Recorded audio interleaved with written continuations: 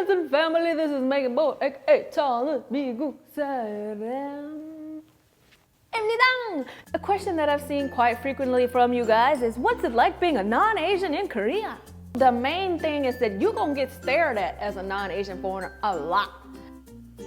These days it's getting better and better because now the tourism has grown and now the amount of foreigners living here has grown and now it's a whopping 3%. So people are less likely to stare at you, and it depends on what area you go in. But usually if you go out to the boonies somewhere, people are gonna be like, wow, look at that. A real foreigner? I don't know why I gave them country voices. What is that? Is that something I Well, this is a hot mess. It's not like out of mean spirit or anything though. They're not like, oh my gosh, you're so weird. I mean, a little bit, but I understand because when I first came to Korea, I lived in the old part of Anyang, and I would go like weeks without seeing another foreign person. So when I saw a foreign person too, I was like, wow, somebody who's not Asian. It's not out of any hateful thing. It doesn't matter if you're black or white or something else, brown. It's just, if you're foreign, you're gonna get stared at. And yeah. Another thing is that if you're foreign in Korea, then there's really no expectations of you. Does that make sense? So like, they don't expect you to know their language, they don't expect you to know their culture, they don't expect you to like their food or be able to eat their food. So it makes life kind of easy. So for example, whenever you go anywhere, there are cases where Korean people are like, oh no, this is spicy for you, so let's let you eat this. One of my favorite Korean dishes is called jeonggukjang. Jeonggukjang is like old fermented beans, so it smells like old gym socks, crusty feet in a butt crack with some doo-doo stains on it. But it tastes really good. So many Korean people don't like to eat it because of the smell either. So whenever I go somewhere and I want to eat it, they're like, oh, you can eat that?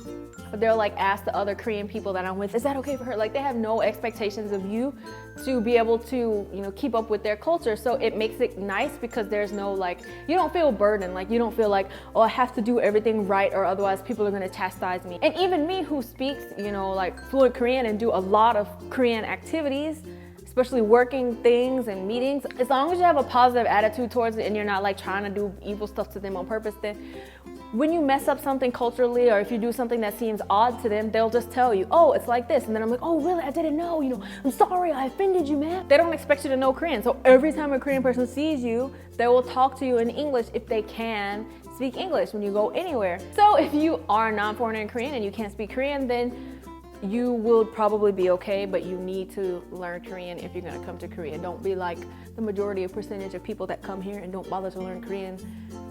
Please. Don't. Every single day, I kid you not, if you speak Korean to new Korean people, the first question they ask is, 어떻게 한국말 이렇게 잘해요? Anyway, it's always the same thing every single time. How do you speak Korean? How do you eat this spicy food? How do you do this? And then you have to say, no, we have spicy food in America too. We've got like buffalo wings and, you know. And because of that, I feel like they kind of treat you like a baby, which in some instances is good, like when you first come, because like it is overwhelming when you first come. They like to take care of you, which is awesome. But really outside of life, I mean, life is pretty easy and comfortable here as a foreigner. I mean, really it is. So yes, but outside of those life things, there are some things that come with being a non-Asian that make you crazy, go crazy. Go crazy, crazy, go crazy.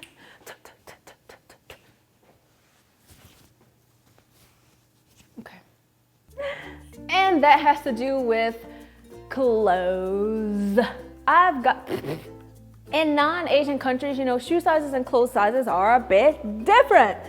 So in our case, you know, in America, when you go to any clothing store, the shoe sizes will range from like what, 5 to like 12, sometimes 12, 13 even. And you can easily find a size 10. Now I wear a size 9.5 to 10, but in Korea it's like the girl sizes, the biggest size they come in is 8.5 or a Korean 250. Maybe it's, I don't know. It's smaller than my shoe size, that's all I know. I don't know what size it is, but 250 is too small. Guy sizes are there, so like I have to wear men's shoes if I want to buy shoes in this country. I'm not very flexible. Oh. Yeah, I'm walking by, there's all the pretty shoes, and I'm like, man, I wish I could buy it, but I can't, because my foot is too dang large. For shame. And so people make fun of me about that, and my hands are also pretty big too. I don't know if you saw that DIP when I was going on like these little dates, like sogeting date with these dudes. He was like, wow, your hands are so big. You look like you can play piano so well. And I'm like, bro, that is not how you get me to go on the second date with you, bro. But that happens a lot. People are like, wow, your hands are so big. Wow, your feet are so big, bigger than mine, blah, blah, blah. And I'm like, just call me Bigfoot. I'm not very heavily endowed in this area.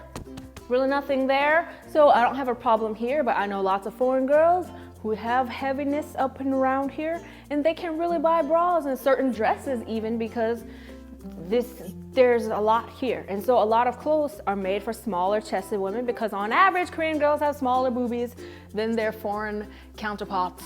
So as a result, you cannot buy bras easily if you have a bigger chest, and sometimes you buy the clothes and the chest just be popping out. Pop, pop, pop, that thing. Dip it low, get up slow. But the worst thing for me is pants. Like, if you notice, the only pants I really wear in Korea are big sweatpants. As small as I am, I can fit dresses and stuff perfectly, because here, okay, this part is this, okay. Because the pants are made relatively flat, and as flat as I am, they don't work for me. The pants here. The pants! I have not found one pair of pants that fits me properly in this country. So I just quit. I only wear dresses and skirts and sweatpants and leggings with shorts that flare out at the bottom.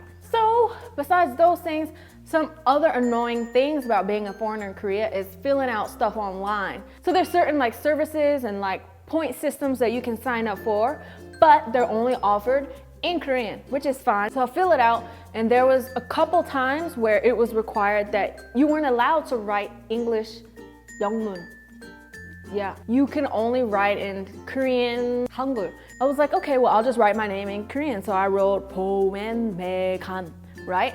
And then it's like, no, your name has to match the exact name on your 신분증. Okay, well, how is my name gonna match exactly to my 신분증 if I can't write in 영문, okay? How? And it is very frustrating, because they need to realize that there are some people who can fill out these Korean forms whose name is not Korean, who might want to use the service. So you're missing my money, man. I'm trying to give you my money, but you're not going to take it because you do not allow 영문. So that's all I can really think about right now. If you like this video and you'd like to see more videos, please subscribe to my YouTube channel, which is down below.